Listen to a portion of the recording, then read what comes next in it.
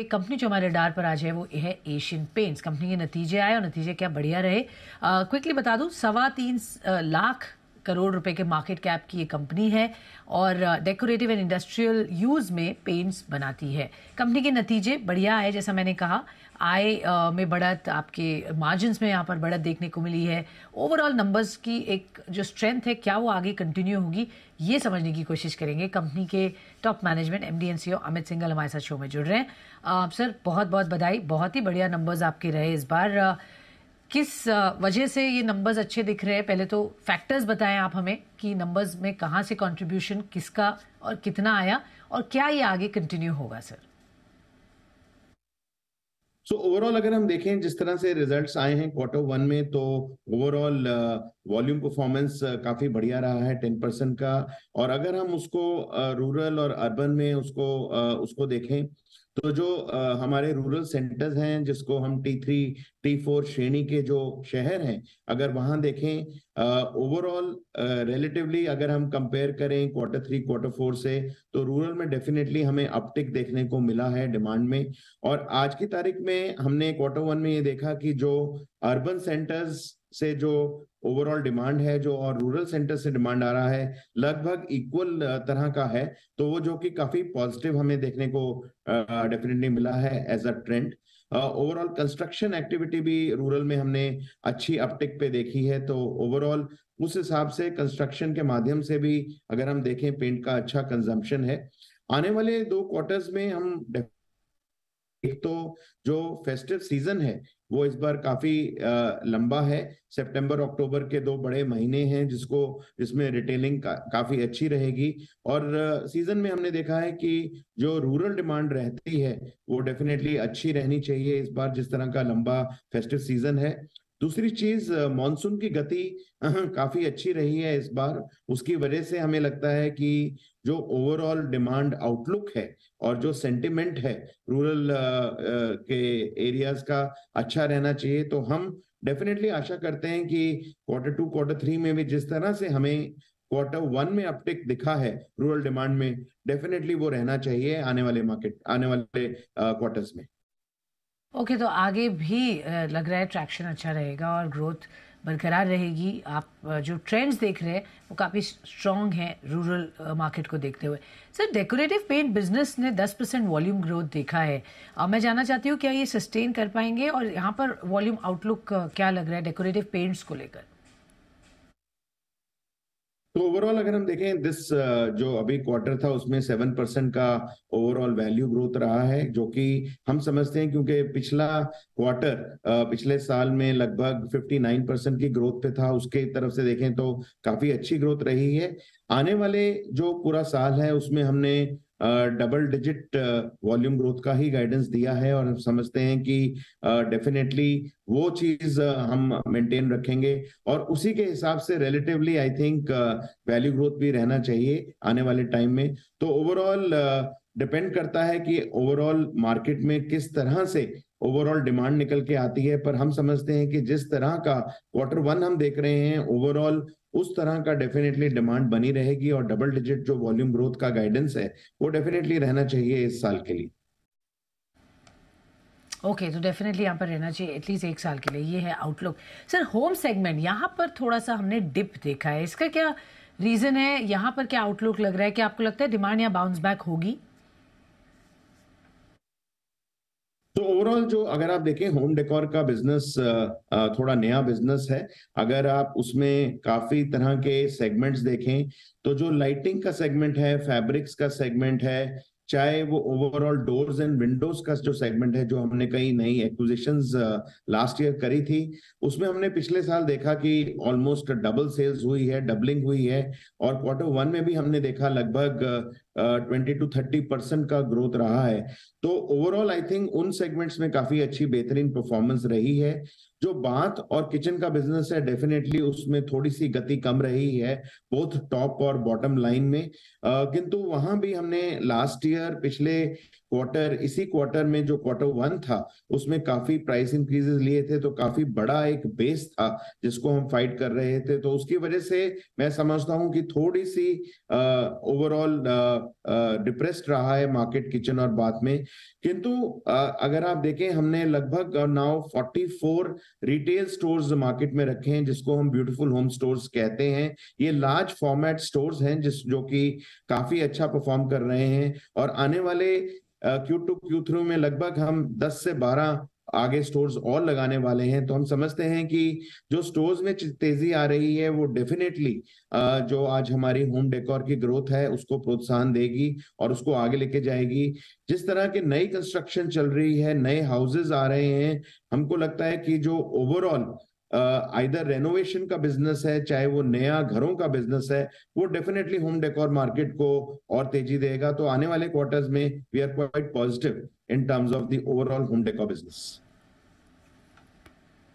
Okay, तो अभी आपको आगे ट्रेंड्स लग रहे हैं कि यहाँ पर अब बीट हो जाएगा। फिलहाल थोड़ा डिप देखा है, बट ट्रेंड्स इसी तरफ दिखा रहे हैं कि ग्रोथ यहाँ से आगे बढ़ेगी।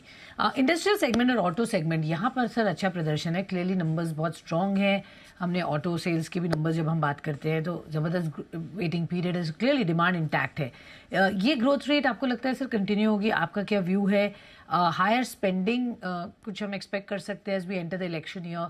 सो ओवरऑल सेंस क्या लग रहा है in terms of how the spending, consumer spending will be going forward?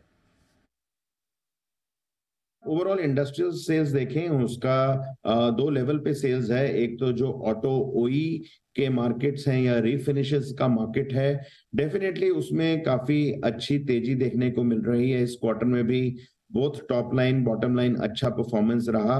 नए नए प्लेयर्स मार्केट में एंटर कर रहे हैं। जो ईवी का बिजनेस है वो भी उभर के आ रहा है। टू व्हीलर मार्केट्स में भी हम काफी तेजी देख रहे हैं। तो हम समझते हैं कि जो ऑटो ओई और रिफिनिश का मार्केट है वो डेफिनेटली अच्छा रहना चाहिए Q2 Q3 में, और उसी की होप है हमें कि आगे वो चलेगा।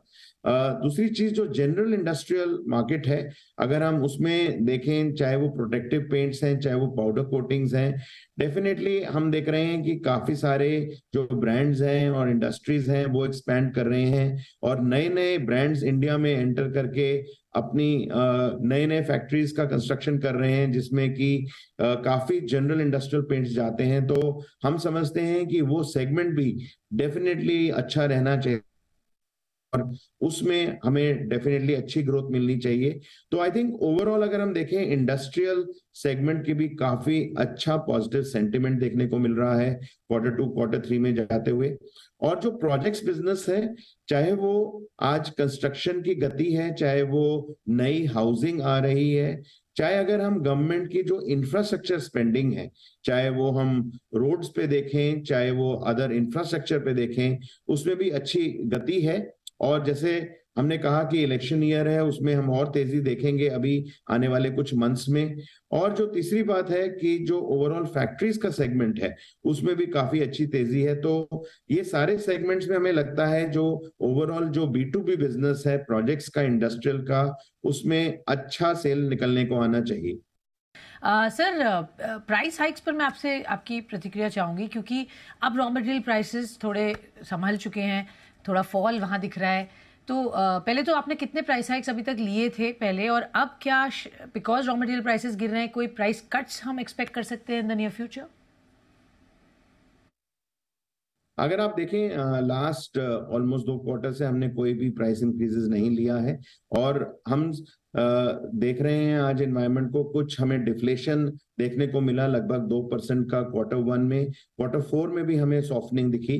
तो आज हम ओवरऑल एनवायरनमेंट को काफी नजदीक से देख रहे हैं, क्योंकि हाल में ही कुछ क्रूड प्राइसेस बढ़ने को दिखी हैं, जिससे क्रूड डेरिवेटिव्स में तेजी आनी शुरू हो गई है। जो डॉलर और रुपी का वोलेटिलिटी है, उतार चढ़ाव है, वो भी काफी चल रहा है। तो हम थोड़ा देख रहे हैं कि मार्केट थोड़ा स्टेबलाइज होता है, थोड़ा क्लियर ट्रेंड निकलने को आता है। बेसिस दैट हम देखेंगे अगर हमने कुछ प्राइस में करेक्शन करना है, कुछ उसमें मॉडिफिकेशन करना है, उस पे हम नजर रखे हुए हैं। तो मेरे को लगता है कि आने वाले 1-2 महीने में उसके ऊपर हम कॉल लेंगे जिस तरह से एनवायरनमेंट निकल के आता है। श्योर, ऑल राइट, तो कॉल लेंगे, ऑब्जर्व कर रहे हैं, अभी वेट एंड वॉच है, क्या आगे ट्रेंड्स दिख रहे हैं उस हिसाब से। Well sir, what about add spends? क्या आप वहाँ पर कुछ चेंजेस करेंगे इन terms of any raising of your add spends, और या आपकी मार्जिन गाइडेंस आप आगे बढ़ाएंगे कि एग्जैक्टली किस डायरेक्शन में कंपनी सोच रही है, एड स्पेंड्स बढ़ाने के लिए या मार्जिन गाइडेंस आगे बढ़ाएंगे? सो ओवरऑल हमने देखा कि मार्जिन्स में डेफिनेटली अपटिक है और बोथ ग्रॉस मार्जिन्स, पीबीटीआईटी मार्जिन सब ऊपर ही गए हैं। अगर हम देखें हमारे जो एडवर्टाइजिंग स्पेंड्स हैं, हम उसमें काफी अच्छा आने वाले क्वार्टर्स में स्पेंड करना चाहते हैं, बोथ अबव द लाइन या bottom the below the line in terms of हम जो खर्चे करने वाले हैं वो अच्छा रहेगा।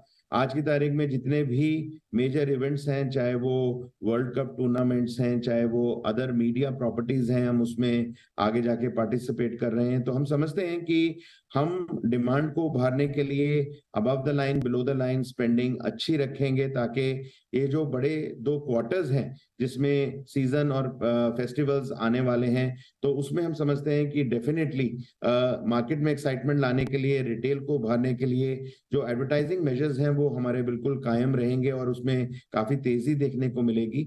ओवरऑल जो मार्जिन्स का जो गाइडेंस है वो 18 to 20% जो पीबीटीआईटी हमने बोला है, अभी तक हम उसको मेंटेन करे हुए हैं और हम समझते हैं डेफिनेटली वो मार्जिन्स हम मार्केट में देंगे। जैसे मैंने कहा, आने वाले 2 महीने में हम देखते हैं क्या ट्रेंड्स निकल के आते हैं, उसकी वजह से अगर कुछ प्राइस चेंजेस हमको करने हैं, definitely we will see and we will give possibly then a new guidance on the overall margins as we go head.